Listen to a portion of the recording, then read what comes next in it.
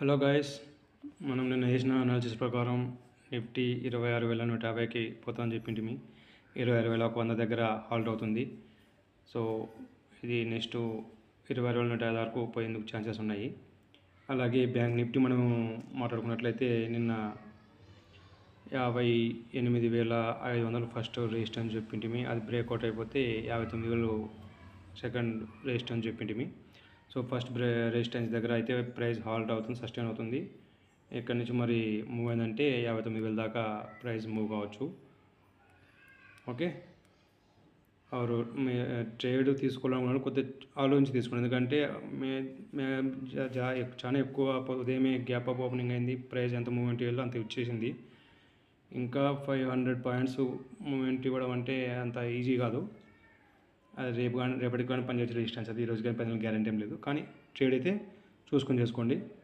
మనం చేసిన అనాలిసిస్ అయితే 99.99% పర్ఫెక్ట్ మార్కెట్ అలాగే బిహేవ్ చేస్తాం మన అనాలిసిస్ ప్రకారం. మీకు నచ్చినట్లయితే ఒక లైక్ ఇవ్వండి. ఏమైనా సలహాలు సూచనలు అనుకుంటే కామెంట్ రూపంలో తెలపగలరు. ఓకే.